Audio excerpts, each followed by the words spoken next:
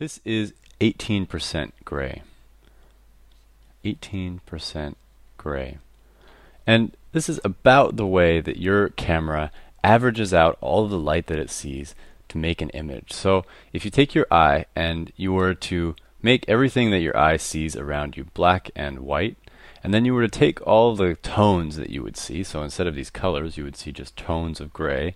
If you were to take them all and throw them into a sort of a washing machine or into a blender or something like that and let them all mix together, they would kind of wash out to about an 18% gray on a sunny day. So that's an important thing. If you're kind of outside and it's a sunny average well-lit day, or you're maybe inside on a well-lit day, it's going to average out to about 18% gray for most scenes. Now, not everywhere and not all over the place. You'll see why that isn't true in a second.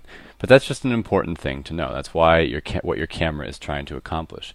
And it's the reason that a lot of your images might come out wrong, or come out underexposed or overexposed when you're doing photography. How about we then talk a little bit about how this all happens and how the camera evaluates this 18% gray. We're going to make a couple little metering systems here. So imagine we're looking through some cameras. So we've got one camera here. We're going to make 4 cameras. One camera here, and they're getting progressively bigger. They're also getting progressively more complicated as we go to the right here in a second. You'll see what I mean by that. Alright, so here we've got our 4 frames, and we're going to start out with our average. And this is kind of not one that you see very often, but your average meter is just going to take everything that it sees in the entire frame. So you're looking through and you're seeing, you know, maybe a mountain or something like that with a little creek or something, and it's going to just take all of the light that it sees and look at it just the way that we did on that first slide, where it's going to try to make everything even all of the colors out to gray. And that's called an average meter. Now, that's one way to do it. Another way to do it is to have a spot meter. So spot meter is just a little tiny spot, often in the center, and a spot meter is going to just measure the light falling on that little point in the image. So you have to know where your spot is. Often it's going to be marked on your camera. Modern cameras, you can move the spot all over the place. Older cameras, it's usually just right in the middle. And that spot meter is going to try to find 18% gray in that little point in the camera. And then what you'll do is you'll point that spot in your viewfinder towards something that is about 18% gray. So if you're somewhere where you have maybe a sidewalk that's about the perfect gray, you can point it towards the sidewalk. You can check your readings, check what your shutter speed and your ISO and how everything is working out. Set your shutter speed and then turn back to your scene and take your photograph. So that's how spot meters sort of traditionally work. These days you can use them a lot more accurately and specifically. Your next kind of metering system is called center weighted, and so you'll have sort of like a big spot here, and then sometimes you'll even have like a slightly bigger one around the outside of that, and this is called, like I said, center weighted.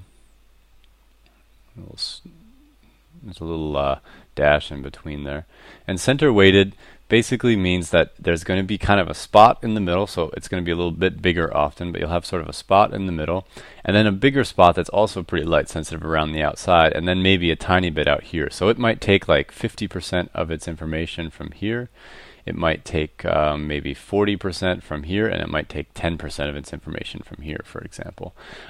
So things like that will happen. But center weighted work differently for different cameras, different models. Every center weighted meter works a little differently. I have to say center weighted is my favorite way to meter things, because I just kind of feel like I understand that weighting, that metering system a little better. It's also the one I've always used since I was first doing photography. But the other ones are great too. I also use a lot of spot photography, and I never use my averaging meter. So just, even though it can be really great, I've never really used it.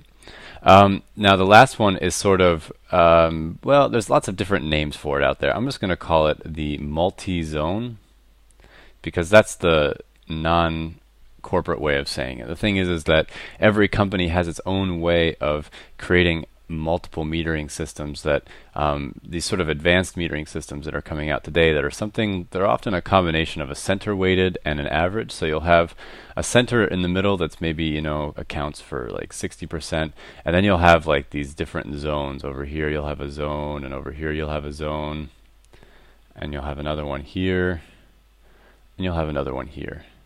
And I would recommend for beginners, this is also a really great metering system. Most of the new ones are really good. They do a great job. A lot of them are even comparing your image, the one that you're looking through the viewfinder at, to thousands of images that are on like a little computer chip on the camera.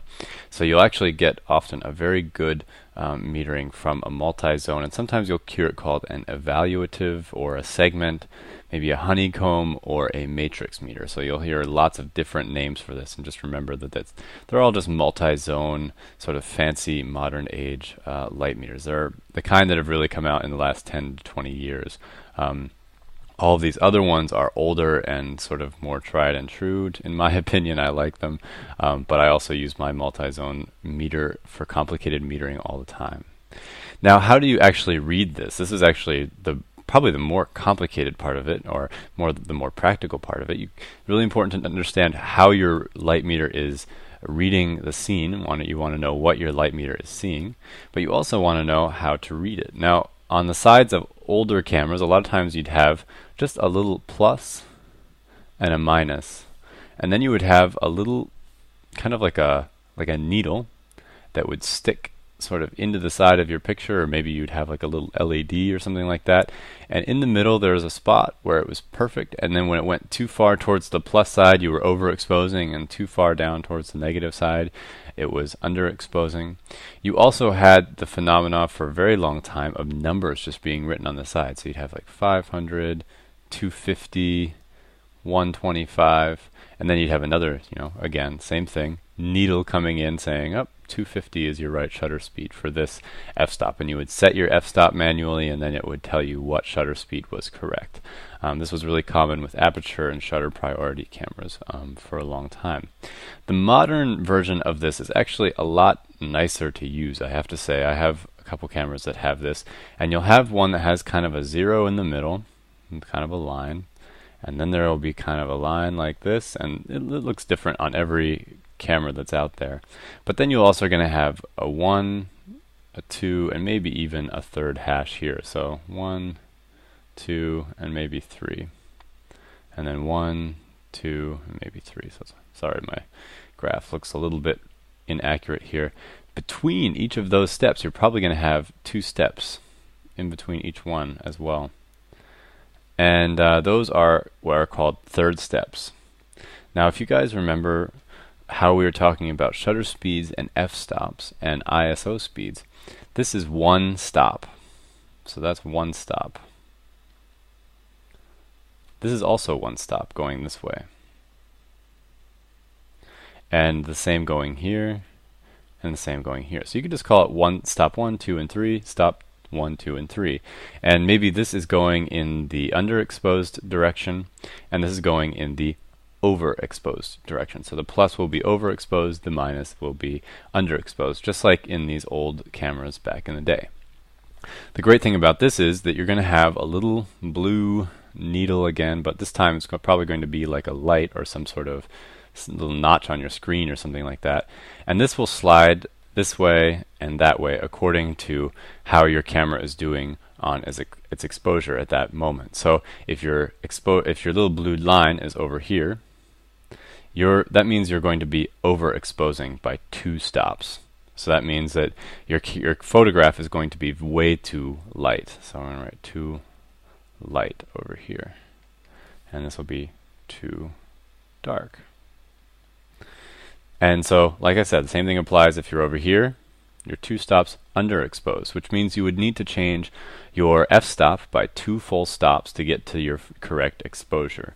Now, sometimes you want to underexpose. Sometimes you're looking at a scene and say your spot meter is on a spot that is maybe 1 stop darker than 18% gray. So you look at it and you're like, that's not quite 18% gray. That's maybe like 30% gray. Then maybe it's about 1 stop, or maybe almost 2 stops,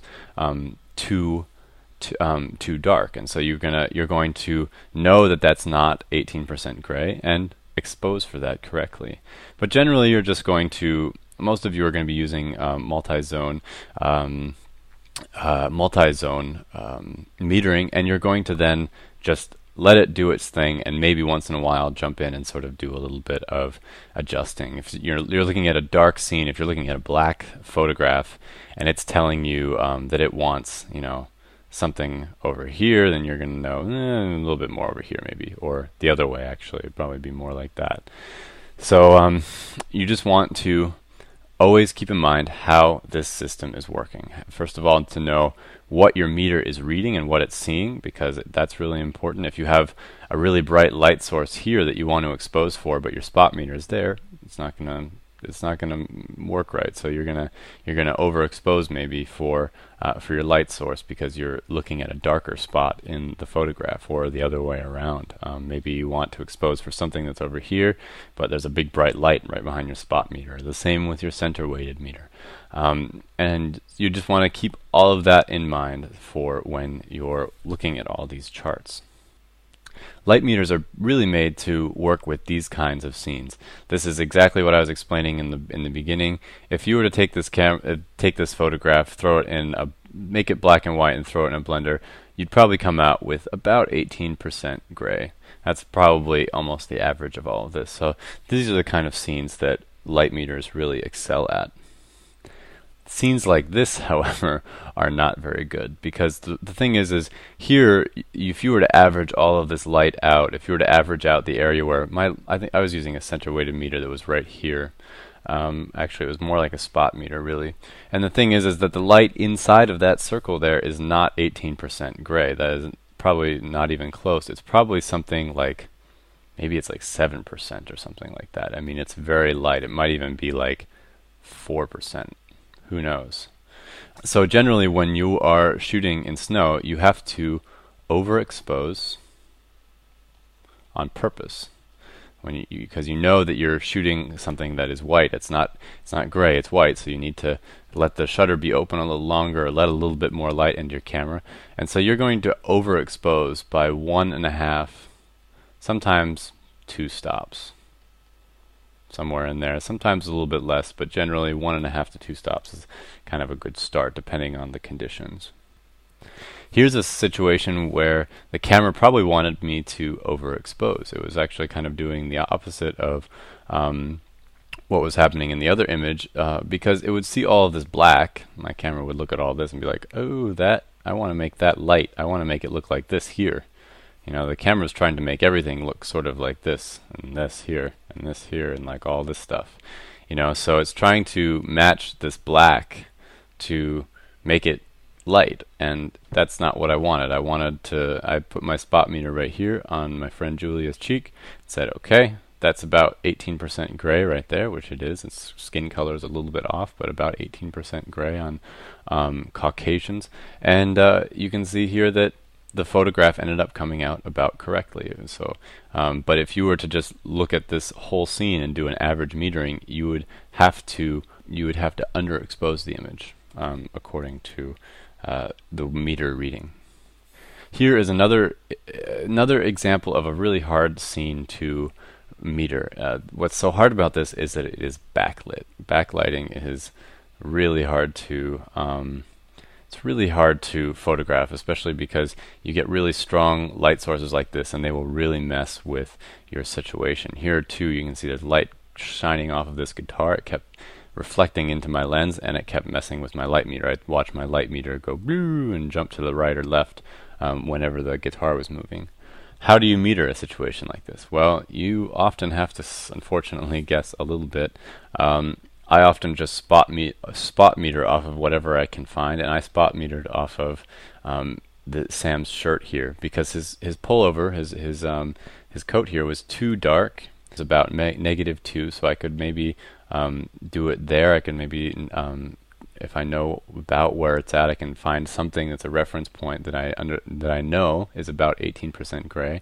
But another problem with the situation was that the light kept changing. So I just used my spot meter, tried to keep in mind how the exposure was changing, and made it work. So that is a little bit of an introduction to metering. I hope that that gives you a good idea of what things you can do with your meter and how it works. There is a lot to it, and really the only way to learn is to go out and practice. So do that, and then come on back to allversity.org for more lessons.